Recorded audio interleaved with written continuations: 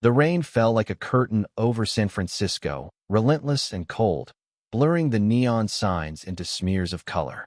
Elliot Kane stood at the edge of the sidewalk, clutching a soggy newspaper over his head, watching the world rush by.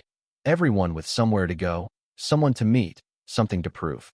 Except for the man curled up in the alley across the street, shivering under a cardboard sheet, his eyes locked on nothing, like he'd forgotten what it meant to hope. Elliot wasn't the hero type. At 29, he was a graphic designer scraping by in a city that chewed up dreamers and spat them out. His life was a cycle of deadlines, instant coffee, and late-night scrolls through dating apps that left him emptier than before. But something about the man in the alley, his hollow cheeks, his trembling hands, clawed at Elliot's chest. He crossed the street before he could talk himself out of it. "Hey," Elliot called softly, crouching under the dripping awning. The man flinched, his blue eyes darting up, sharp and wary, like a cornered animal. Up close, he was younger than Elliot had thought, maybe mid-20s, with matted blonde hair and a face that might have been striking if it weren't caked in grime. "You okay? It's freezing out here." The man didn't answer. His gaze flickered over Elliot, searching, uncertain. "I don't know," he rasped, voice rough like he hadn't spoken in days. "Where am I?" Elliot frowned. "San Francisco. Mission District. You got a name?" The man's brow furrowed, his lips parting as if to answer, but nothing came. He shook his head, a flicker of panic crossing his face. "I don't know," he whispered again, and the raw fear in his voice hit Elliot like a punch. No name, no memory, no anything. Elliot should have walked away, called a shelter, flagged down a cop, done the bare minimum. But the rain was merciless, and those eyes, so lost yet so piercing, wouldn't let him go. "Come on," Elliot said, standing and offering his hand. "You're coming with me." The man hesitated, then took Elliot's hand, his grip surprisingly strong. As they walked through the storm to Elliot's tiny studio apartment, Elliot wondered what the hell he was doing. He didn't take in strays. He barely took care of himself. Yet here he was, leading a nameless man into his life, unaware that this single act of kindness would unravel everything he thought he knew about love, trust, and second chances. Inside the apartment, the radiator hissed, barely denting the chill. Elliot tossed a towel at the man, who stood dripping in the middle of the room, looking around like he'd stepped into a spaceship. The place was a mess, sketchpads strewn across the coffee table, takeout containers stacked by the sink, but it was home. "Sit," Elliot said, pointing to the couch. "I'll get you something dry." The man obeyed, clutching the towel like a lifeline.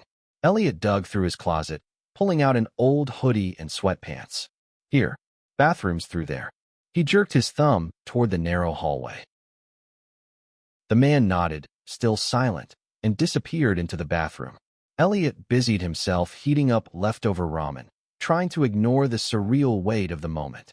He'd just brought a stranger into his home, a stranger who didn't even know his own name. His phone buzzed, a client email about a late project, but he ignored it. This was crazier than any deadline. When the man emerged, the oversized clothes hung loosely on his lean frame, but he looked human again. His hair, now damp but clean, fell in soft waves, and those blue eyes seemed brighter, though still haunted. "Thanks," he said quietly, sitting back on the couch. "I don't know why you're doing this." Elliot shrugged, sliding a bowl of ramen across the table. "Me neither. Eat." The man took a hesitant bite, then devoured the food like he hadn't eaten in days. Between bites, he glanced at Elliot, curiosity replacing some of the fear. "You live alone?" "Yeah," Elliot said, leaning back in his chair. "Just me and my bad decisions." A faint smile tugged at the man's lips, the first sign of warmth Elliot had seen. I'm sorry I don't know anything. My head's all foggy." Elliot studied him. No wallet, no ID, no clues. Just a man who'd washed up in an alley like driftwood. "We'll figure it out," Elliot said, though he had no idea how. "You need a name for now. Something to call you." The man blinked, considering. "Jude," he said finally, like he was testing the word. "I don't know why, but Jude feels right." "Jude it is," Elliot said, nodding. "I'm Elliot." That night, Jude slept on the couch, wrapped in a spare blanket. Elliot lay awake in his bed, listening to the rain and the soft sound of Jude's breathing from the next room. He didn't know why he'd done this, why he'd opened his door to a stranger. But as he drifted off, he felt something he hadn't in years, a spark of purpose, fragile but real. The next morning, sunlight filtered through the grimy window, casting stripes across Jude's sleeping form. Elliot made coffee, the routine grounding him as he grappled with the reality of his new housemate. Jude stirred, blinking awake, and for a moment, his face lit up when he saw Elliot. "Morning," he said, voice soft but warm. "Morning," Elliot replied, handing him a mug. "Sleep okay?" Jude nodded, sipping the coffee. "Better than wherever I was." He paused, his expression clouding. "I tried to remember last night. Nothing comes. It's like my life's a blank page." Elliot's chest tightened. He couldn't imagine waking up with no past, no anchor. "We'll start small," he said. "Maybe something will jog your memory. You like music? Movies? Anything?" Jude frowned, searching his mind. "I think I like the ocean. I can see it in my head, waves, sand. But I don't know where." "Ocean's a start," Elliot said, forcing a smile. "San Francisco's got plenty of that." They spent the day talking, piecing together fragments. Jude had no idea where he was from, but he knew random things. How to tie a sailor's knot, the smell of fresh-baked bread, the lyrics to an old jazz song. Elliot watched him closely, struck by how Jude's face lit up at these tiny discoveries, like a kid unwrapping gifts. There was a quiet strength in him, a resilience that made Elliot's own cynicism feel small. By evening, they were sprawled on the couch, a pizza box between them, laughing over Jude's attempt to sing the jazz song he half remembered. "You're terrible," Elliot teased, tossing a crust at him. Jude caught it, grinning. "You're just jealous of my raw talent." For a moment, the world felt lighter. But as night fell, Jude grew quiet again, his gaze distant. "Elliot," he said suddenly, voice barely above a whisper. "What if I never remember?" Elliot didn't have an answer. He wanted to say something profound, something to ease the fear in Jude's eyes, but all he managed was, "Then you start over. Right here." Jude looked at him, something unreadable in his expression. "You don't even know me." "I know enough," Elliot said, surprising himself with the conviction in his voice. That night, as Elliot turned off the lights, Jude's voice stopped him. "Elliot," he called from the couch. "Thanks for giving me a place to start." Elliot's throat tightened. "Get some sleep, Jude." But as he lay in bed, the weight of those words lingered. He'd given Jude a place to start. What he didn't expect was how Jude would start to change him, too. The days blurred into a rhythm Elliot hadn't expected. Mornings started with coffee and Jude's quiet questions about the city, about Elliot's work, about anything that might spark a memory. Afternoons were spent walking San Francisco's hilly streets, Jude's eyes wide as he took in the cable cars, the street performers, the fog that clung to the bay like a lover's embrace. Elliot watched him, marveling at how someone with no past could seem so alive, so hungry for the present. But there were cracks. Jude's memory remained a void, and sometimes, in the middle of a laugh or a story, he'd freeze, his face crumpling as he grasped at shadows that wouldn't form.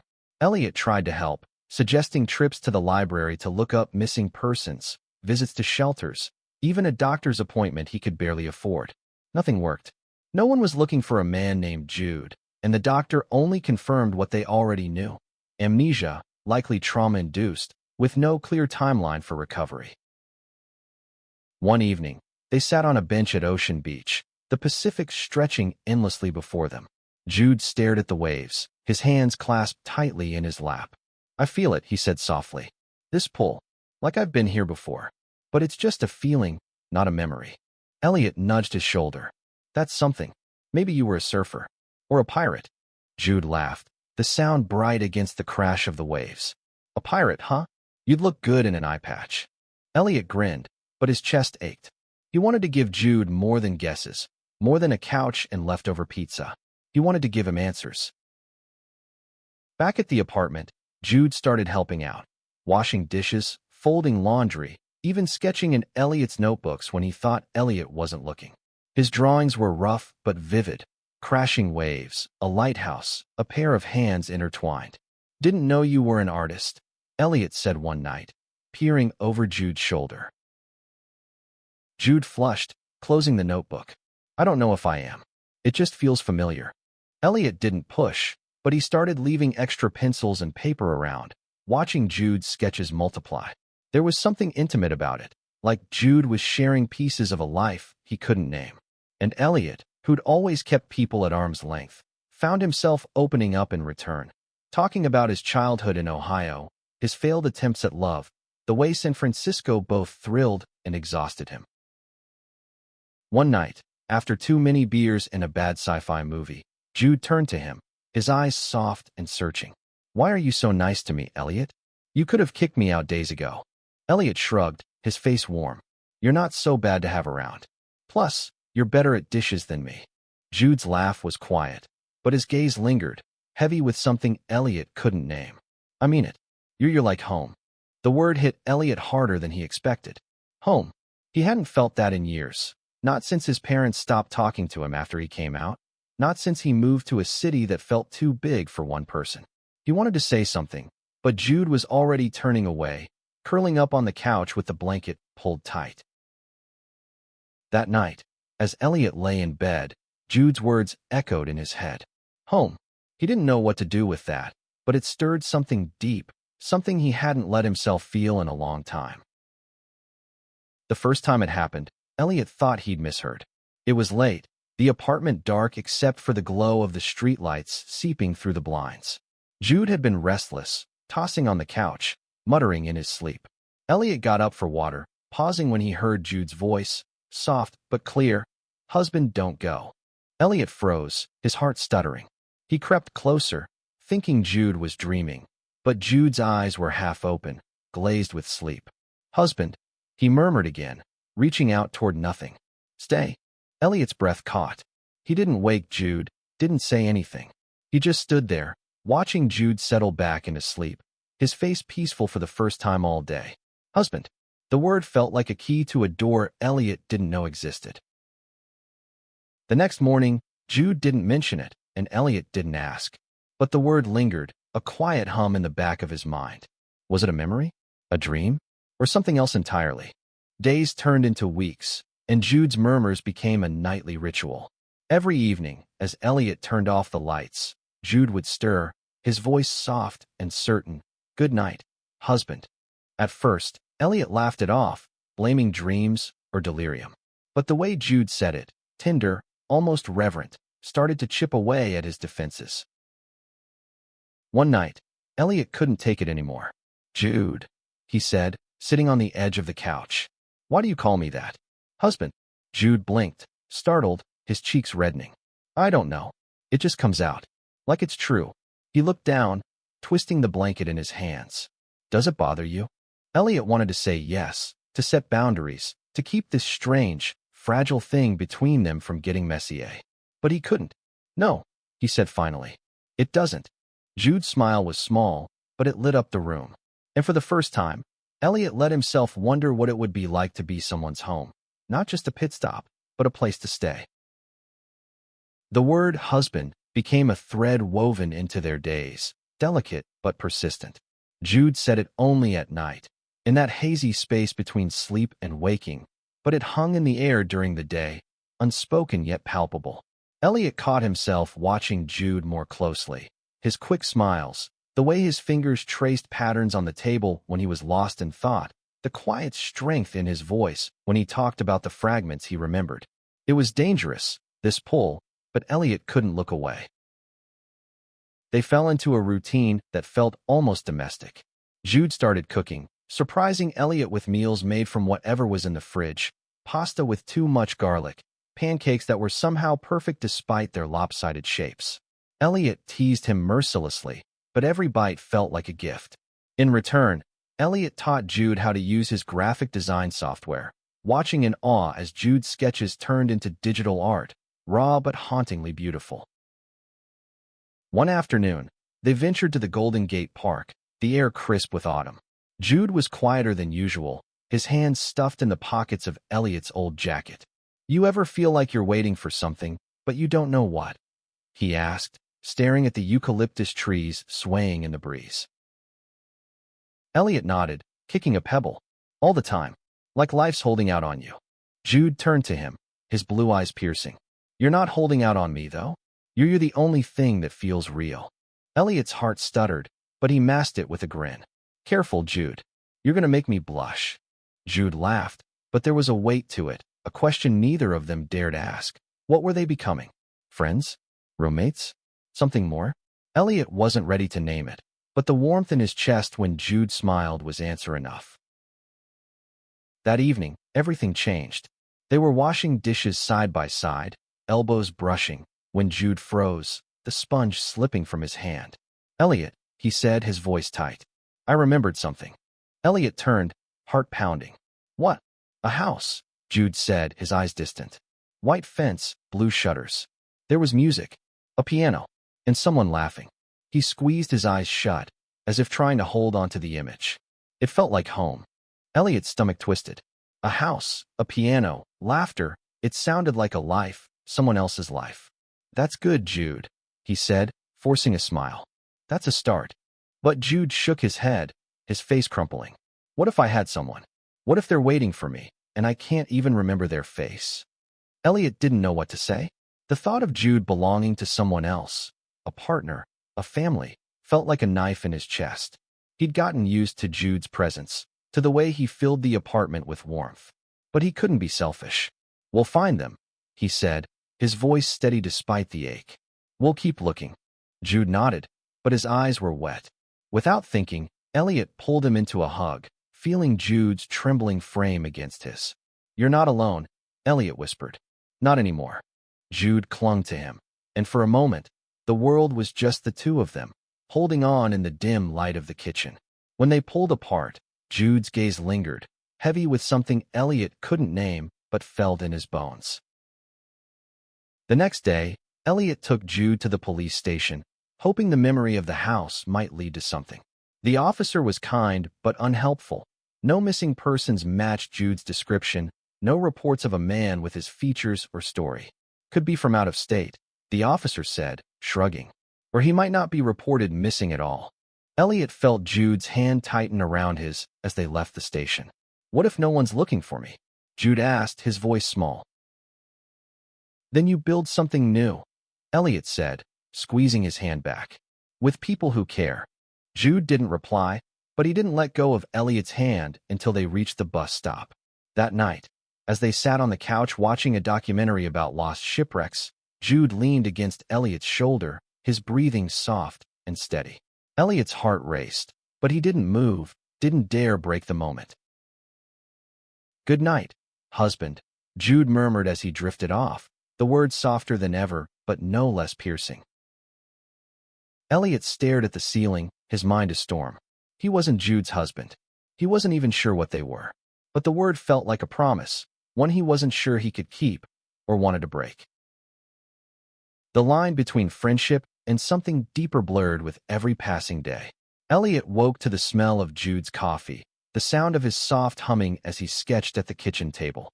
It was easy, too easy, to imagine this as permanent, to picture a life where Jude wasn't just a guest but a partner. But the shadow of Jude's past loomed, a reminder that this fragile happiness could unravel with a single memory. Jude's sketches grew more detailed, filled with images of the ocean, a lighthouse, and that house with the white fence. He spent hours at the library, poring over maps and old news articles, chasing fragments that never quite connected. Elliot went with him, pretending it was just support, but really, he couldn't stand the thought of Jude facing those dead ends alone. One afternoon, they stumbled across a community center hosting an art exhibit for local artists. On a whim, Elliot convinced Jude to submit one of his sketches, a haunting depiction of a stormy sea, waves crashing against a jagged cliff. To their shock, it won a small prize, and Jude's face lit up with a pride Elliot hadn't seen before. You're good at this, Elliot said as they walked home, the certificate tucked under Jude's arm. Maybe you were an artist before whatever happened. Jude's smile faltered. Maybe, but I like who I am now. With you. Elliot's breath caught, but he played it off with a laugh. Careful, you're going to make me think you're proposing. Jude's eyes twinkled, but he didn't respond, just bumped Elliot's shoulder as they walked. That night, as Jude murmured "husband" in his sleep, Elliot felt a pang of longing so sharp it scared him. He wasn't supposed to fall for someone who might not stay. The turning point came on a rainy Saturday, when Elliot's best friend, Mia, came over. Mia was a whirlwind, loud, nosy, and fiercely protective of Elliot. She eyed Jude with a mix of curiosity and suspicion, the journalist instincts kicking in. "So, no last name, no history?" she asked, sipping her wine. Jude shifted uncomfortably on the couch. "Not yet, but I'm trying." Mia softened, but her questions didn't stop. "You ever think about hypnosis? I did a story on it once. Sometimes it unlocks memories therapy can't." Elliot shot her a look, but Jude's eyes lit up. "You think that could work?" "It's worth a shot," Mia said, pulling out her phone to send Jude the contact for a hypnotist she'd interviewed. "Just be careful, okay? Memories can be messy." After Mia left, Jude was quiet, staring at the hypnotist's number. "What if I remember something I don't want to?" he asked, his voice barely audible. Elliot sat beside him, their knees brushing.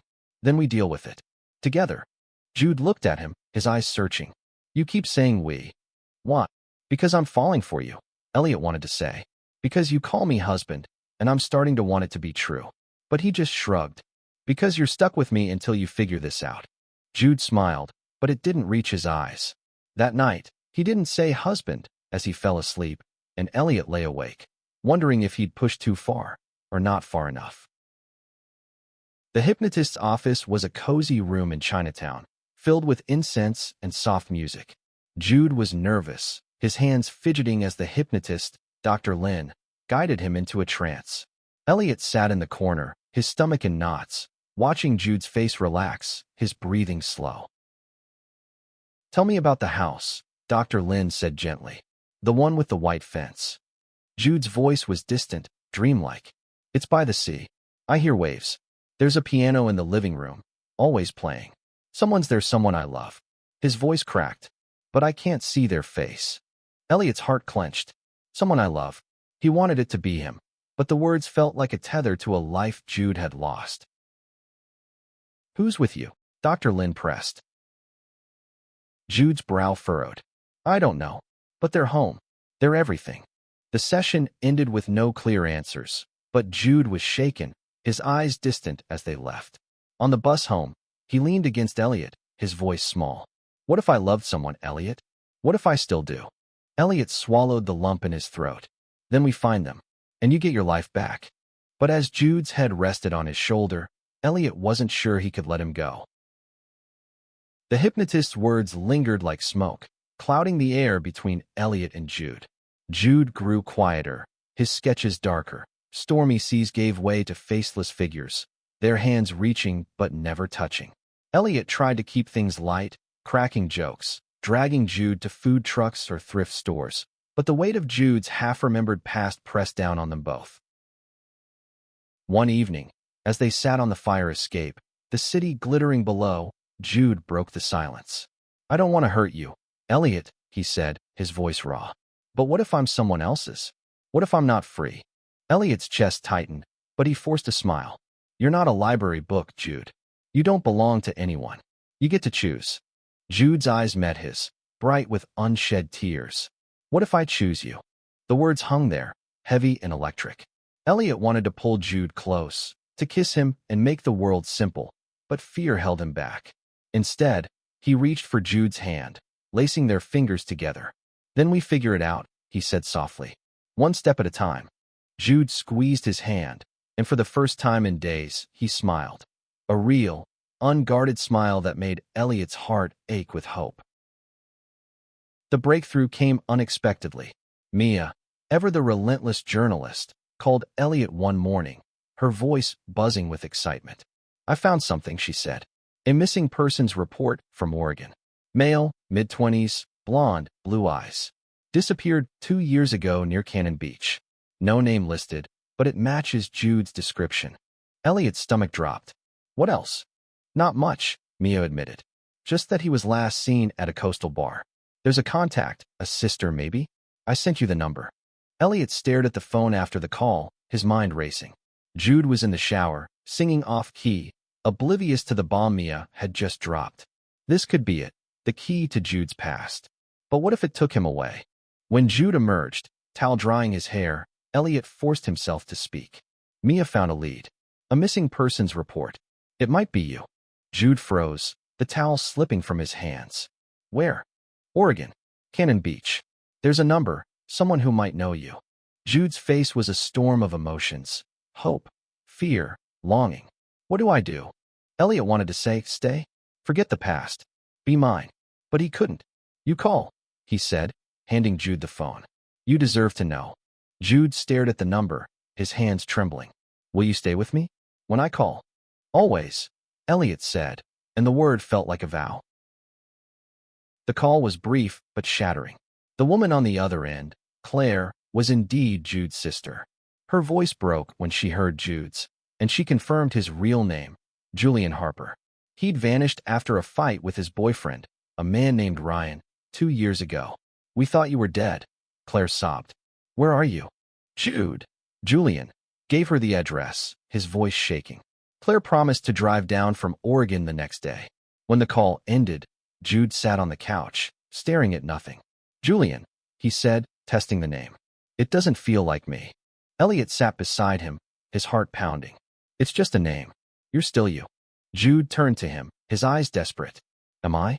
I had a boyfriend, Elliot. A life. What if I was happy? Elliot's throat burned. Then you go back to it.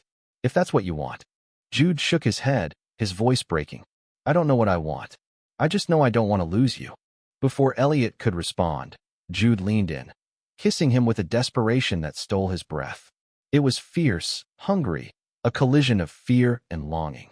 Elliot kissed him back, pouring everything he couldn't say into it, every sleepless night, every quiet moment, every time Jude had called him husband. When they pulled apart, Jude's forehead rested against Elliot's, his breath ragged. I'm scared, he whispered. Me too, Elliot admitted, his voice barely steady. That night, Jude didn't sleep on the couch. He curled up in Elliot's bed, their hands intertwined, and when he murmured, husband, it felt like a lifeline. Claire arrived the next morning, a whirlwind of tears and relief. She was a petite woman with Jude's blue eyes, her hair pulled back in a messy bun. When she saw Julian, she threw her arms around him, sobbing into his shoulder. I thought I'd never see you again, she said, her voice muffled. Elliot stood back, feeling like an intruder in his own apartment. Claire's presence made everything real. Jude wasn't just a stray anymore. He was Julian Harper, with a sister, a past, a life waiting to be reclaimed. But when Jude glanced at Elliot, his eyes full of uncertainty, Elliot felt a flicker of hope. Maybe Jude wouldn't slip away so easily. Claire filled in the gaps over coffee. Julian had been an artist, living in a small coastal town with his boyfriend, Ryan. They'd fought one night. Something about Ryan's controlling nature, and Julian had stormed out, never to return. We searched for months, Claire said, her voice breaking. Ryan was a mess. He still blames himself. Jude listened, his face pale, his hands gripping the mug. I don't remember him, he said quietly. I don't remember any of it. Claire reached for his hand. It'll come back. You just need time. Come home, Julian. We'll help you. Elliot's heart sank. Home. Oregon. A place where he didn't belong. He busied himself cleaning the kitchen, trying to ignore the ache in his chest. That afternoon, Jude and Claire went for a walk, needing time to talk alone. Elliot stayed behind, sketching aimlessly, his mind a tangle of fear and longing. When Jude returned, his eyes were red, but he smiled when he saw Elliot. Miss me, he teased, but his voice was strained. Always, Elliot said, echoing their conversation from the night before. How'd it go? Jude sat beside him, his shoulders slumped. Claire wants me to go back to Oregon. She thinks being there might help me remember. But he trailed off, his eyes searching Elliot's. I don't want to leave you. Elliot's breath caught. You have to do what's right for you, Jude. If going back helps you find yourself. I've already found myself. Jude cut in, his voice fierce. Here, with you. Elliot's heart pounded, but doubt gnawed at him. What if you remember Ryan? What if you loved him? Jude's face crumpled. I don't know, but I know how I feel now. And it's you, Elliot. It's always you. They sat in silence, the weight of the moment pressing down. Finally, Elliot spoke, his voice low. Stay tonight. Decide tomorrow. Jude nodded, and that night, they held each other tighter, as if they could keep the world at bay. The next day, Claire returned with a plan, a week in Oregon, just to try. Jude agreed, but only if Elliot came too. I need you there, he said, his eyes pleading. Please. Elliot couldn't say no. They packed light, piling into Claire's car for the long drive north. The coastal highway was breathtaking, craggy cliffs, endless waves, but Elliot barely noticed, too caught up in the man beside him, whose hand rested on his knee like an anchor. Cannon Beach was a sleepy town, all salt air and weathered cottages. Claire's house was the one from Jude's memory. White fence, blue shutters, the sound of the ocean ever present. Inside, photos lined the walls. Jude as a kid, grinning on a bike. Jude with Claire at a festival. Jude with a man, Ryan, his arm around Jude's waist, both of them laughing. Jude stared at the photos, his face unreadable. That's me, he said, touching a picture. But it feels like someone else. Elliot stood back, his chest tight. Ryan was real now, not just a name. Tall, dark-haired, handsome in a rugged way. The kind of man who looked like he belonged with Jude. That night, as they lay in the guest room, Jude turned to Elliot, his voice barely a whisper. I don't want to be him again. Julian, I want to be Jude. With you. Elliot pulled him close, kissing his forehead. Then be Jude, he whispered. Be mine. Cannon Beach was a paradox, beautiful and haunting, a place that held Jude's past but couldn't claim his present. The week stretched on, each day a tightrope walk between hope and dread. Jude spent hours with Claire, piecing together fragments of his old life, while Elliot wandered the shore, sketching the waves to keep his fears at bay. Every night, Jude crawled into bed beside him, whispering husband, like a prayer, and Elliot held him, knowing this might be all they'd have. Ryan showed up on the third day. He was older than in the photos, his face lined with grief, but his eyes lit up when he saw Jude. Julian, he said, voice breaking, and pulled Jude into a hug. Jude stiffened, his gaze flickering to Elliot, who stood frozen by the door. I'm sorry, Jude said, pulling back. I don't remember you. Ryan's face fell, but he nodded, his hands stuffed in his pockets. Claire told me. I had to see you. Over coffee, Ryan filled in more gaps. He and Julian had been together for 3 years, planning a life together before their fight. I was an idiot, Ryan said, his voice thick. I pushed you too hard. If I hadn't, you wouldn't have left. Jude listened, his face a mask, but Elliot saw the tension in his shoulders. When Ryan reached for Jude's hand, Jude pulled away, his eyes finding Elliot's. I'm not that person anymore, Jude said softly. I'm sorry. Ryan's jaw tightened, but he nodded. I just want you to be happy, Julian. Whatever that means. After Ryan left, Jude found Elliot on the beach, the wind whipping through his hair. I don't love him, Jude said, his voice firm. I don't know if I ever did, but I know I love you. Elliot's heart stopped. Jude. I mean it, Jude said, stepping closer. You gave me a home when I had nothing. You gave me a name, a life. I choose you. Elliot kissed him then, under the gray sky, the waves crashing like applause. It was a promise, a beginning, a defiance of the past. They returned to San Francisco, Jude's hand in Elliot's the whole drive. Claire hugged them both, her eyes wet but hopeful. You're still my brother, she told Jude. No matter what you call yourself.